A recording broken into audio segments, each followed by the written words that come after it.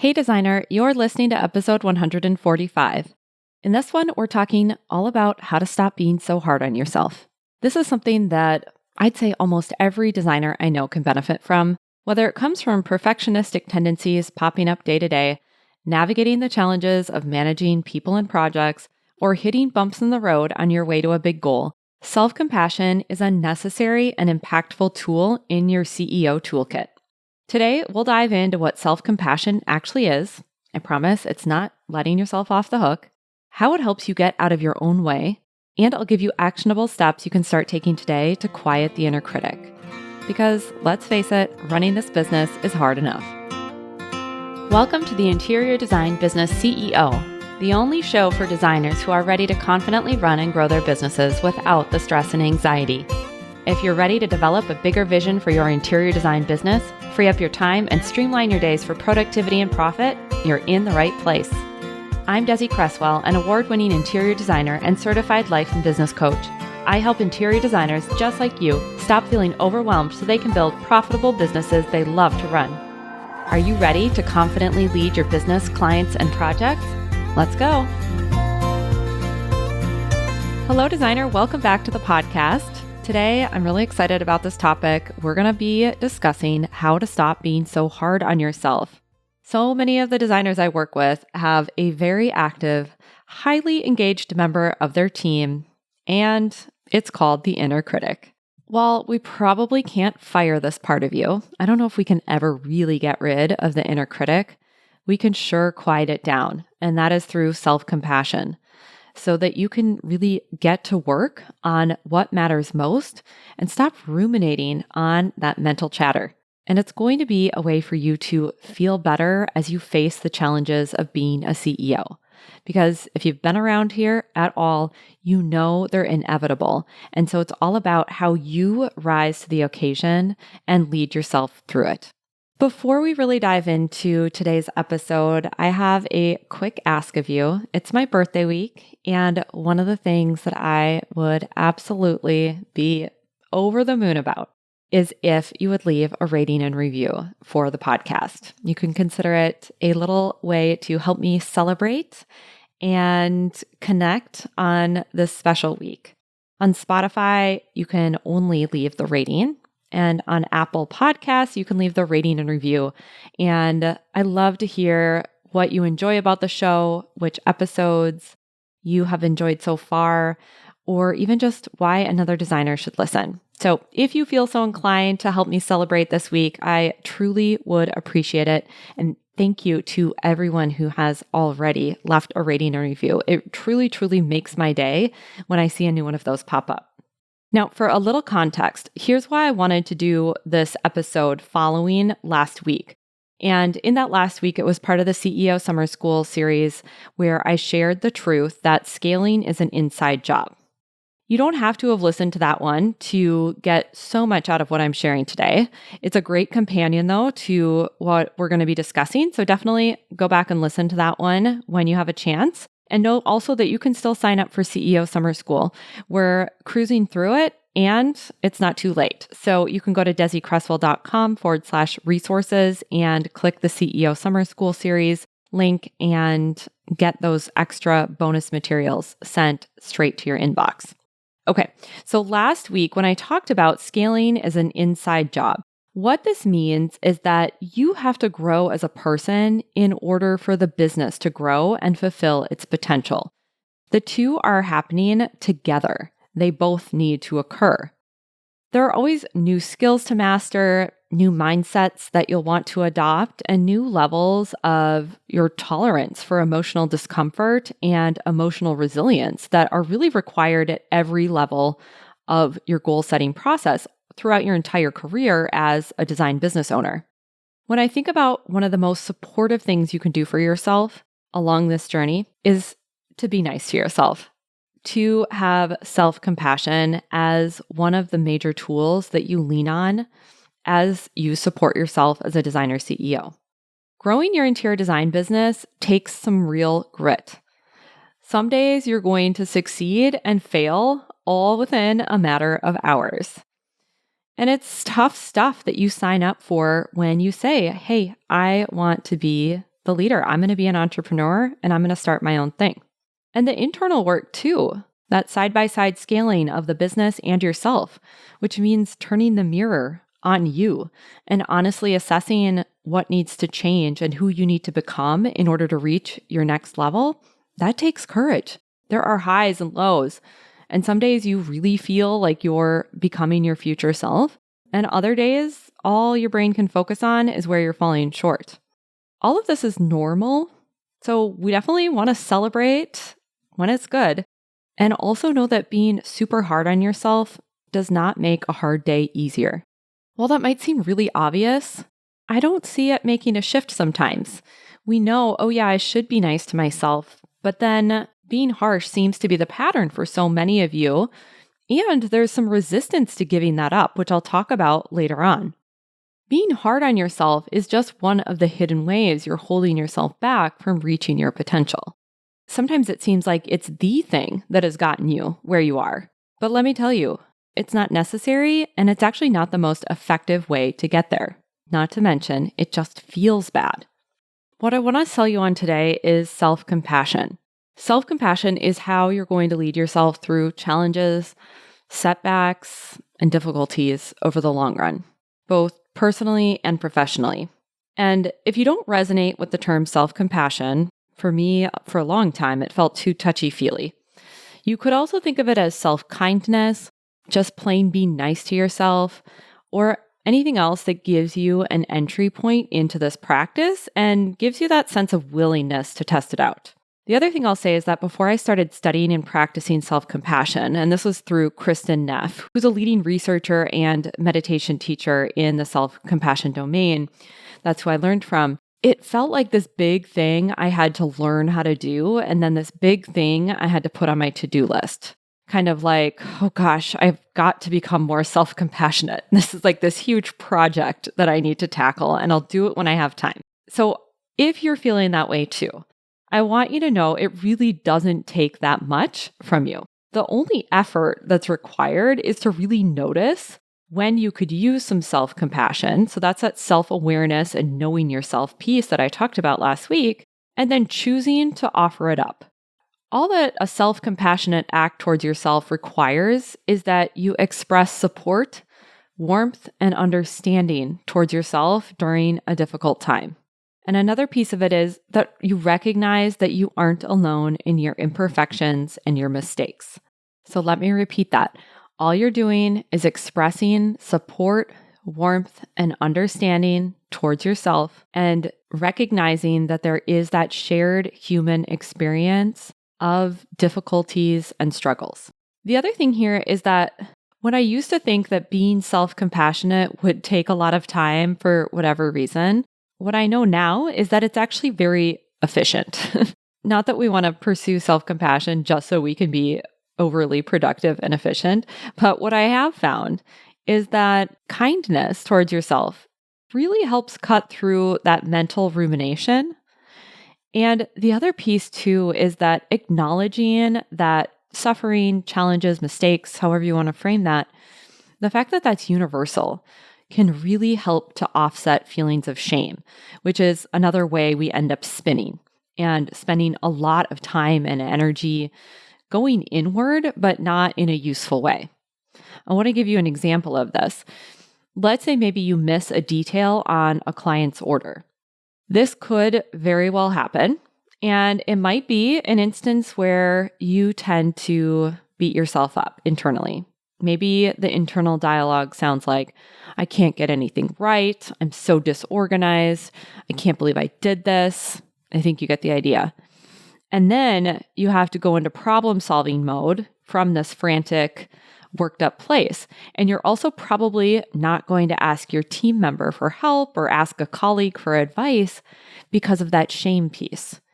Because it's not just, I made a mistake. You're making it mean I'm a mistake. I'm the failure. It's very personal. And so when we're in the absence of self-compassion, we want to hide. So in this way, choosing to be kind and nurture ourselves through the difficulty, choosing the opposite of what we maybe have been defaulting to, is actually going to be the easier path. It's going to be the more effective path to getting the problem solved. And so you might say to yourself, I really wish this didn't happen. I also know that this is something that's probably happened to a lot of other designers at some point or another. I know I'll figure it out. There's a softness and a shift in that conversation between you and yourself. You're going to go about solving the issue. So you might as well be nice to yourself along the way because you're going to have a quicker, more effective outcome from being nicer, and it feels a lot better. I want you to just think too about how we are so hard on ourselves, right? Like if we were to have this exact same circumstance happen to a friend or a colleague, you would never tell them that they're such a mess. You would never tell them, gosh, you are such a mess. Get your act together, right? No. So as you're listening to this, just get curious about why you would allow yourself to talk to you that way, but you would never talk to somebody else you cared about like that. And you would certainly not accept that kind of talk from other people towards you. So why is it any different? I want you to think about that. Just like I talked about last week, the awareness of the self-talk in and of itself is very important. And as you start to gain greater levels of self-awareness, you're probably going to notice that a lot of the things you say to yourself aren't very nice. The self-awareness isn't making you more negative. You're just becoming more aware of the negative things that are running in the background of your brain. For a lot of my clients, perfectionism definitely is playing into this dynamic. And also, it's just a repeated practice way of being in a relationship with themselves because they've mistakenly, over the years, believed that they've had to be hard on themselves in order to get traction, or maybe they've seen it modeled in their family or with other people. There's this pushing voice inside of them that says it could always be better, it could be more, it could be faster, and so on and so on. And if you tell yourself this regularly enough, you start to believe it that it's true. And don't even realize when others would say, hey, things are going really well. From an outside perspective, this looks great. Because that inner critic, that inner negative dialogue about what they're not doing right is so strong. And now some people will tell me, yeah, but I have to kind of be mean to myself or be hard on myself in order to get things done. That's how I've done it. That's how I've gotten to where I am today. And sometimes that can work, but it only works for a while.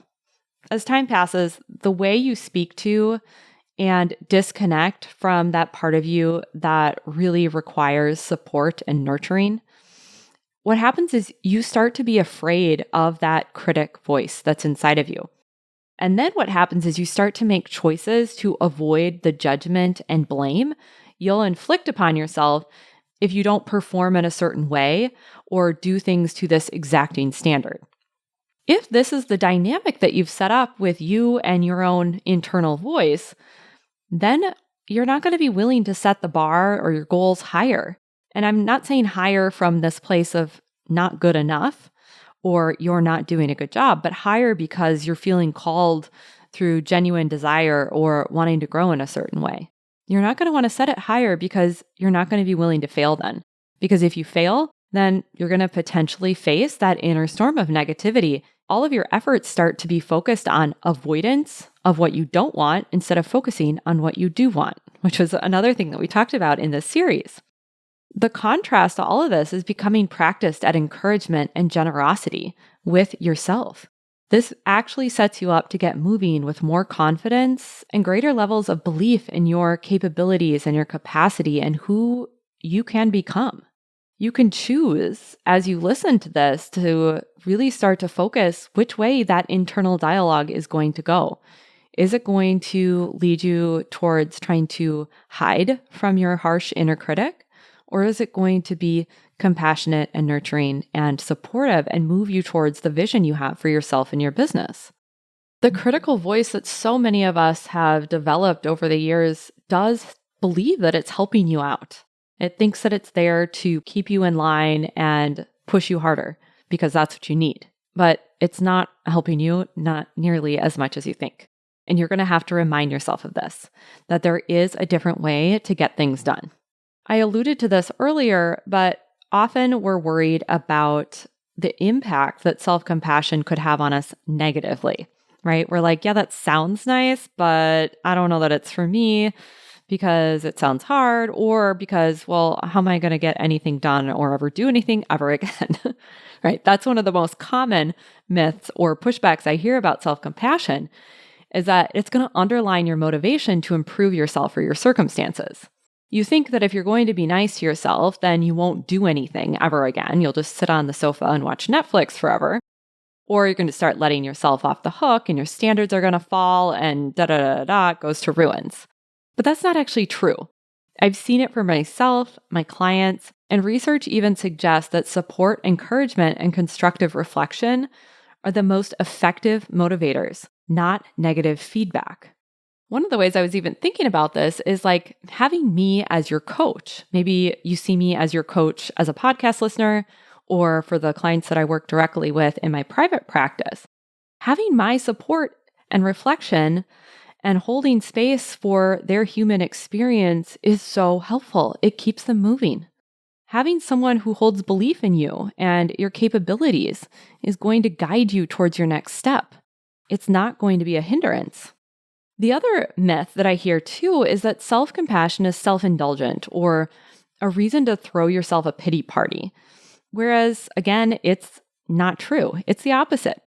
Self-compassion has actually been shown to reduce burnout, which is better for everyone. It's better for you. It's better for those around you, whether that's your family, your staff, or your clients. It's one of those cases where taking care of you is for the greater good. Deciding you're not going to be so hard on yourself does not mean you're going to be lazy or whatever other fear you have about this. And instead, you're going to build a strong foundation for your internal and external growth. I want you to practice acknowledging what feels hard. Speak to yourself like you would a friend or a child with that encouragement and understanding. And remind yourself you're not alone in facing challenges. This week, when things feel hard, maybe you make a mistake or you don't even just get everything done that you hope to do on that to-do list, try on some self-compassion. Notice if the critical voice is showing up. That's just step one. And consider, all right, I have a choice here. I can decide how I'm going to respond to me. And if I let that negative voice drive the bus, what's going to happen? And then think about what might happen if you related to yourself with even just the tiniest bit of compassion. Making this shift more automatic can take some time and attention, I will say that. Remember, one of the crazy things about our brain is that it prefers efficiency and the known. So even if the thing you're saying to yourself right now is mean and feels horrible, it is comfortable and a known entity, which somehow to the brain feels better. So you do have some brain rewiring to do, but stick with this and watch yourself and your business flourish. It's all going to start with being nicer to yourself. I'd love to hear where this takes you. You can always send me a message on Instagram at Desi Cresswell or reply to one of my emails. I'll be back next week with a brand new episode in the CEO Summer School series with truth number 5. And I also have some incredible interviews lined up for you. Make sure you're following the show and also to take a minute to rate and review. Until next Wednesday, I'm wishing you a beautiful week. Thanks for joining me for this week's episode of the Interior Design Business CEO. If you want more tips, tools, and strategies, visit www.desicresswell.com, where you'll get immediate access to a variety of free resources to help you take what you learn on the podcast and put it into action. And if you love what you're hearing, be sure to rate, review, and follow the show wherever you listen to podcasts to ensure you never miss an episode. I'll talk to you next week.